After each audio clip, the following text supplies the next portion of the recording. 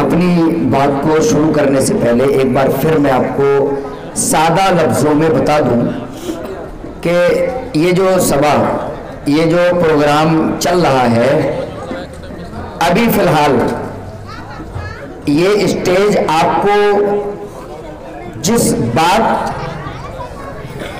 پر متنبع کرنا چاہتا ہے یا جو بات آپ تک پہنچانا چاہتا ہے وہ یہ ہے کہ ابوالکلام آزاد ویلفیئر سوسائٹی ایک ایسے کالج کا نرمان کرنا چاہ رہی ہے، ایک ایسے کالج کو وجود میں لانا چاہ رہی ہے یہ کمیٹی، جس سے آپ کے بچے اور بچیاں بالکل پوری حفاظت کے ساتھ بے حیائی سے دور ہو کر لڑکے اور لڑکیاں الگ مکمل وہ شکشا اور وہ تعلیم جو ہمارے اس دھوڑے ٹانڈے کی باؤنڈری سے نکل کر باہر جا کر کے ہمارے بچے اور بچیاں حاصل کرتے ہیں، وہ مکمل تعلیم کا انتظام ہمارے اسی قصبے کی باؤنڈری میں کہیں نہ کہیں اس کا انتظام کیا جائے، اور پلس ہمارا جو اصل ٹارگیٹ یعنی اسلام کے قوانین پر عمل کرنا اور اسلام کے بارے میں جانکاری لینا بچوں کو یا بچیوں کو جو ضروری ہے، کمپلسری ہے، باہر جا کر کے ان چیزوں سے بچے اور بچیاں ونچت رہ جاتے ہیں، وہ یہ سب سیکھ نہیں پاتے ہیں اور صرف عصری تعلیم میں ہی وہ گھر کر کے رہ جاتے ہیں۔ تو بچوں کو دینی تعلیم بھی حاصل ہو، وہ اپنے دین کو، اپنے اللہ کو، اپنے نبی کو پہچان سکیں، اس طرز پر ایک کالج کی استھاپنا یہ کمیٹی کرنا چاہ رہی ہے۔ اور میں سمجھتا ہوں کہ اگر یہاں لوگ سمجھیں اور آ کر کے سنیں تو یقیناً وہ تائید بھی کریں گے کہ ہماری بچیاں کہیں دور نہ جائیں، بلکہ اس سستا کا سہیوگ ہم کریں اور پھر یہ چیز جو ہے، جو اچھی سوچ ہے لوگوں کی، وجود میں آئے اور ہمارے بچے اور بچیاں پڑھ سکیں۔ آئیے اب میں اپنی بات کو یہاں جو مجھے 20 منٹ دیے گئے ہیں اس میں تھوڑا سا آپ کو میں بتاؤں کہ تعلیم کی کتنی بڑی اہمیت ہے اسلام کے اندر۔ ان الحمدللہ والصلاة والسلام علی اشرف الانبیاء والمرسلین وعلی آلہ واصحابہ اجمعین ومن تبعہم بإحسان الی یوم الدین، اما بعد۔ اعوذ باللہ من الشیطان الرجیم، بسم اللہ الرحمن الرحیم۔ اقرأ باسم ربک الذی خلق، خلق الانسان من علق، اقرأ وربک الاکرم الذی علم بالقلم، علم الانسان ما لم یعلم۔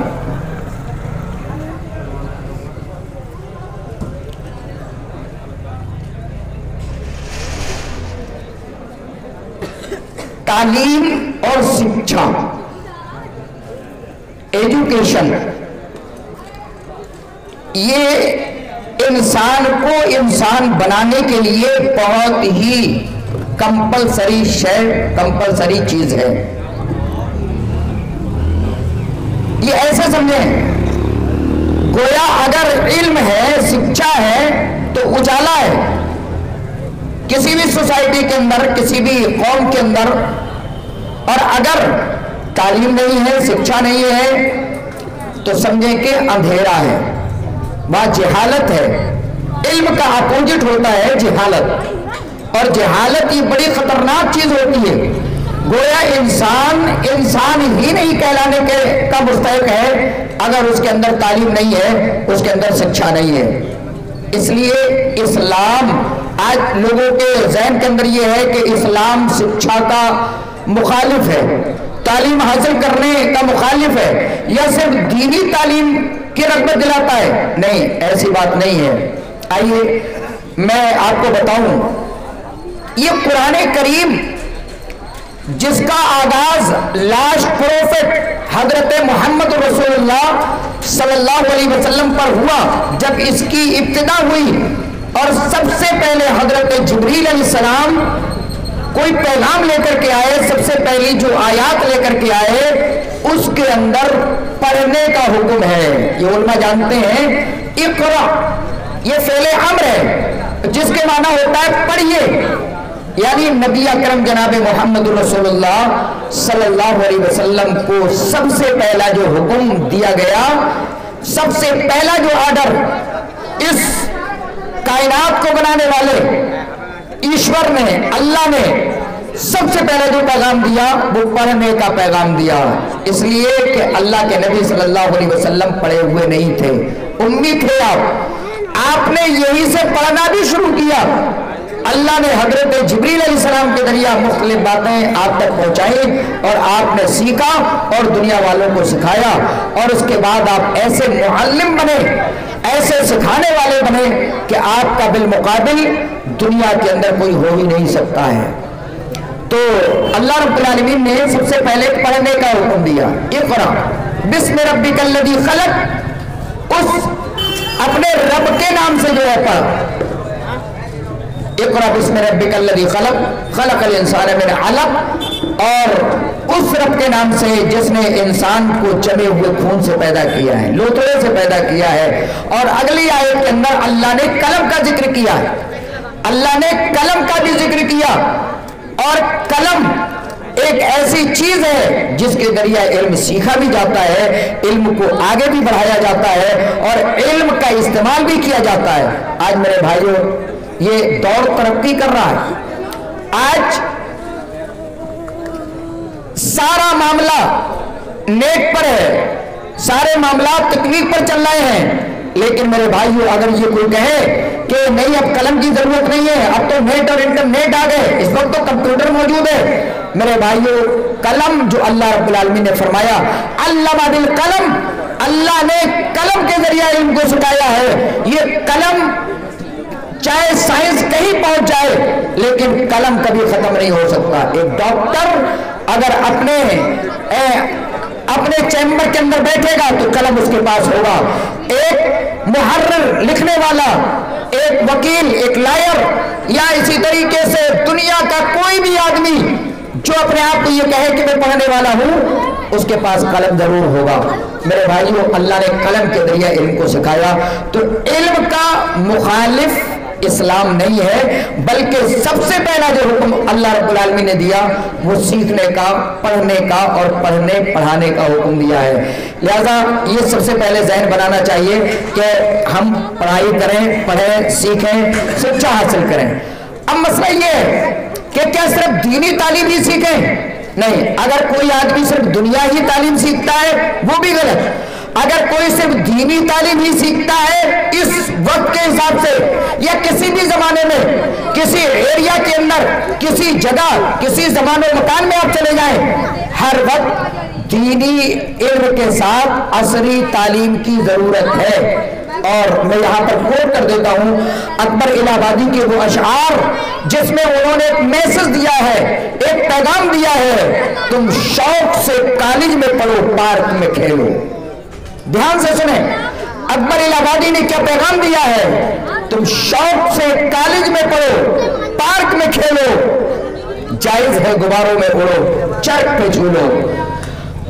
پر ایک سکن بندے عاجز کی رہے یاد،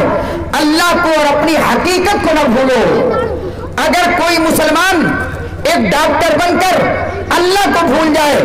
اس سے بڑا بیکار پڑھنے والا میں نہیں سمجھتا ہوں یہ تعلیم یافتہ کسی اور، یعنی غیر تعلیم یافتہ کسی اور کو میں نہیں سمجھ سکتا۔ ایک سائنسداں، ایک ویگیانک یا ایک انجینئر اگر وہ اپنے اس علم کے نشے میں اپنے پیغمبر جناب محمد رسول اللہ صلی اللہ علیہ وسلم کی شکشا اور آپ کی تعلیمات کو بھلا دے تو اس سے بڑا جاہل کوئی اور نہیں ہو سکتا ہے۔ اور میں بتاؤں، اگر ایک آدمی، ایک ڈاکٹر کی اگزامپل لے لیں، ایک ڈاکٹر صاحب اگر وہ دینی تعلیم بھی رکھتے ہیں، اگر انہیں اللہ کے بارے میں جانکاری ہے، وہ اپنے نبی کے بارے میں جانتے ہیں، نمازوں کے بارے میں جانتے ہیں، دین و اسلام کو فالو کرتے ہیں، اور اس کے بعد وہ اپنے ڈاکٹری لائن سے بھی اچھا تجربہ، ایکسپیرینس رکھتے ہیں، تو یقیناً وہ بڑا کام کر سکتے ہیں۔ اگر ایک آدمی جو اپنے پھیپھڑے اور گردوں کو گلا کر ایک ڈاکٹر کے پاس پہنچتا ہے تو ڈاکٹر صاحب اللہ سے ڈرا سکتے ہیں کہ بھئی اللہ نے تمہارے لیے اور اللہ کے بھیجے ہوئے پیغمبر نے یہ نشہ بازی بالکل حرام قرار دی ہے، تم اسلام کے ماننے والے اور یہ سب استعمال کر کے اپنے گردوں کو اپنے پھیپھڑوں کو گلا کر کے ہمارے پاس آئے ہو، ڈرا سکتے ہیں۔ یا اسی طریقے سے بے نمازی جس کی صحت خراب رہتی ہے، اگر ایک ڈاکٹر جو نماز سے جڑا ہوا ہے، جو نماز کے بارے میں جانتا ہے، وہ اپنے ایک مریض کو، اپنے پیشنٹ کو بتا سکتا ہے کہ اگر واقعی تم صبح کی نماز پڑھو گے تو تمہارے شریر کو بہترین آکسیجن ملنے والی ہے، جس سے تم بہت کچھ جو ہے فائدے مند رہو گے اور تم اپنے شریر کو فائدہ پہنچاؤ گے۔ یہ نمازیں اللہ رب العالمین نے ایسی نہیں رکھی ہیں، بلکہ ہمارے جسم کے لیے پوری پریکٹیکل ہے اور ہمارے جسم کے لیے گویا کہ ایک ورزش ہے، اللہ کی عبادت بھی کی جاتی ہے اور ہمارے اپنے جسم کی ورزش بھی ہوتی ہے۔ تو یہ تمام چیزیں میرے بھائیوں، بارش ہوتی ہے، یہ تھوڑے سے اوپر یہ آسمان سے اللہ نے بارش نازل کرنے کا معاملہ بتایا، لیکن سائنسدانوں نے پتہ کر لیا کہ یہ بارش کے جو بادل امٹتے ہیں بہت قریب ہیں۔ اللہ رب العالمین کی اس کے اندر بھی بڑی حکمت ہے، بڑی مصلحت ہے۔ قرآن کے اندر یہ تمام چیزیں موجود ہیں۔ اور اس بارش سے کیا ہوتا ہے؟ اگر آج ہم یہ سوچیں کہ یہ سائنسداں سب کو جانتے ہیں، آپ کو پتہ چل جاتا ہے کہ کل بارش ہونے والی ہے۔ آپ اگر دین سے اور قرآن کی آپ اسٹڈی کریں گے، مطالعہ کریں گے، آپ کو پتہ چلے گا کہ اللہ نے ہر چیز کا ایک سبب پیدا کیا ہے۔ آپ چکر میں پڑ جاتے ہیں، ویگیانک کہہ رہے ہیں کہ کل 12:30 بجے بارش شروع ہو جائے گی۔ کیا سائنسدانوں کو علم غیب ہے؟ نہیں، علم غیب نہیں ہے، بلکہ وہ ٹیمپریچر کا پتہ کر رہی ہے، ان کے پاس مشین ہے۔ موسم وبھاگ والوں کے پاس جو مشین ہے، آج ہمارے ہاتھوں میں جو اینڈرائڈ موبائل ہے، اس پر ٹیمپریچر کا کنیکشن جڑا ہوا ہے اور اس کنیکشن سے پتہ چلتا ہے کہ اس ہوا کے اندر کتنا ٹیمپریچر ہونا چاہیے، کتنا سرد ہونا چاہیے، کتنا گرم ہونا چاہیے، کس سے پانی اٹھے گا، کس میں ہوائیں چل سکتی ہیں۔ بس ہمارا یہ موبائل بتا رہا ہے کہ ہاں بارش ہو سکتی ہے یا نہیں ہو سکتی ہے۔ ہم تعجب میں پڑ جاتے ہیں، ان کو کیسے پتہ چل گیا؟ میرے بھائیوں، جو اسباب اللہ نے پیدا کیے ہیں اس کا پتہ یہ مشین کرتی ہے، تب جا کر کے ان کو پتہ چلتا ہے۔ یہ تمام چیزیں ہمارے اس قرآن کے اندر موجود ہیں۔ بہت ساری چیزیں نبی اکرم جناب محمد رسول اللہ صلی اللہ علیہ وسلم کی حدیث کے اندر موجود ہیں۔ لہذا میرے بھائیوں، اگر آپ کو زیب تعلیم ملے، جہاں آپ کی بچیاں بھی محفوظ ہو، جہاں آپ کے بچے بھی محفوظ ہو، جہاں آپ کو عصری تعلیم، بایولوجی کی تعلیم ملے، ڈاکٹری لائن کی تعلیم ملے، آپ کو سائنس اور وگیان کی تعلیم ملے، آپ کو جو ہے میتھ کی تعلیم ملے، اور ساتھ میں آپ کے بچے قرآن بھی سیکھ جائیں، آپ کے بچے اردو بھی سیکھ جائیں، جس سے دین بھی سیکھ لیں اور اپنی زندگی کے اندر اسلام کے قوانین کو جو ہے نافذ کر سکیں، تو اس کے لیے میں سمجھتا ہوں یہ چیز ضروری ہے۔ ایسا کالج، ایسا اسکول ہو ہمارے ہاں جو واقعی ہمارے بچوں کو اس طریقے کی تعلیم دے سکے، ورنہ اگر ہم نے ایسا نہیں کیا تو انجام کیا ہوگا؟ آئیے میں یہ ایک بات جب کوٹ کر کے اپنی بات کو ختم کر دیتا ہوں، شاید ٹائم بھی پورا ہو چکا ہوگا۔ یہ آپ کے جو ہے گونڈا اور لکھنؤ کے بیچ میں ایک ضلع جو الگ ہو چکا ہے وہ ہے بستی۔ جب یہ گونڈا اور بلرام پور یہ سب بستی ایک ہوا کرتے تھے، اس زمانے کی بات ہے کہ یہاں بستی کے علاقے میں ایک بڑی کانفرنس چل رہی تھی، دینی تعلیمی کانفرنس کا انعقاد کیا گیا تھا۔ اس کے اندر ایک پروفیسر صاحب اپنے واقعے کو بتاتے ہیں کہ میں نے اپنے ایگزام کے اندر، اپنے ایگزام میں بچوں سے سوال کیا کہ 4 آسمانی کتابوں کے نام لکھو۔ ذرا سوچیں، 4 آسمانی کتابیں، ابھی ہم میں سے بہت سارے لوگوں سے سوال کر دیے جائے تو ہم چونک جائیں گے، 4 آسمانی کتابیں ہیں کیا؟ ورنہ یہ جو مکتب میں پڑھنے والے بہت سارے اسلامی مکتب میں پڑھنے والے بچے اس کے بعد آگے لائن میں گئے، یقیناً وہ جانتے ہوں گے کہ 4 آسمانی کتابیں کیا ہیں۔ لیکن کالج میں پڑھنے والے بچوں سے بستی کی کانفرنس میں خطاب کرنے والے پروفیسر کہہ رہے ہیں، جب میں نے اپنے ایگزام کے اندر بچوں سے سوال کیا کہ 4 آسمانی کتابیں کون کون سی ہیں، تو زیادہ تر بچوں نے کچھ نہیں لکھا، بلینک پیپر چھوڑ دیا۔ 2 بچوں نے لکھا، ان میں سے ایک نے لکھا تھا حضرت توریت علیہ السلام۔ حضرت تورات علیہ السلام تو کتاب تو ٹھیک ہے، لیکن حضرت لگا دیا اور علیہ السلام لگا دیا، اور دوسرے نے لکھا کہ ایک کتاب کا نام ہے حضرت محمد صلی اللہ علیہ وسلم۔ بتائیے محمد صلی اللہ علیہ وسلم کوئی کتاب کا نام ہے؟ وہ تو ایک پرسن ہے، شخص ہے، بہت بڑی شخصیت ہے، لاسٹ پروفٹ ہے۔ وہ کہہ رہے ہیں کہ جو ہے کتاب کا نام ہے حضرت محمد صلی اللہ علیہ وسلم۔ کالج میں پڑھنے والے بچے، ایسے بچے جو اپنے گلوں میں ٹائی لٹکا کر عربی پڑھنے والے بچوں کو کوئی محبت نہیں دیتے، کوئی اہمیت نہیں دیتے، اپنے کمر پر ہاتھ رکھ کر کے اکڑ کر کے چلتے ہیں، ان بچوں کو اسلام کے بارے میں پوچھو تو انہیں ابجد نہیں آتا ہے، ابتدائی چیزیں نہیں آتی ہیں۔ میرے بھائیوں، اتنا بڑا قصبہ ہمارا، یہ ہمارا کتنا پیسہ ادھر ادھر جاتا ہے۔ اگر یقیناً ایسی سنستھاؤں کو ہم سہیوگ کریں، ان کی ہیلپ کریں، ان کے قدموں میں قدم ڈال کر، ان کے ہاتھوں سے ہاتھ ملا کر، اگر یقیناً ہم ان کے جذبات کو قبول کرتے ہوئے ان کے اس کام کو آگے بڑھائیں، تو یقیناً یہ صرف ان کا فائدہ نہیں ہوگا بلکہ ہماری قوم کا فائدہ ہوگا، ہماری قوم کی ترقی ہوگی، ہمارے بچوں کا فیوچر اور مستقبل بنے گا۔ اور آج جو بدعقیدگی ہمارے بچوں کے ذہنوں میں پیدا ہو رہی ہے، میرے بھائیوں، ہمارے یہ جو بچے جو باہر پڑھ رہے ہیں، ان کے عقائد درست نہیں ہیں، ان کے معاملات درست نہیں ہیں، ان کے عقیدوں کو عیسائی مشنریوں کے اندر ختم کیا جا رہا ہے،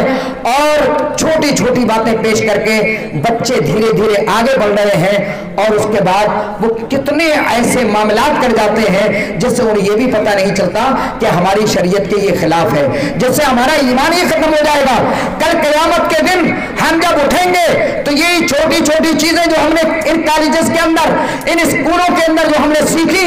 اور اس سے ہم نے اپنے ایمان کو ختم کر لیا، کل قیامت کے دن یہ خون کے آنسو رلاتا ہوا نظر آئے گا۔ لہذا میرے بھائیوں،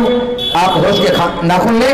اپنے بچوں کو ہم نہیں کہہ رہے کہ مت پڑھائیے، یقیناً پڑھائیے، جتنی بھی تعلیم ہو سکتی ہے دنیا کے اندر، جتنی بھی تعلیم پائی جاتی ہے، چاہے وہ نیٹ کے لائن سے ہو، چاہے کمپیوٹر کے لائن سے ہو، چاہے وہ بایولوجی کی لائن سے ہو، چاہے وہ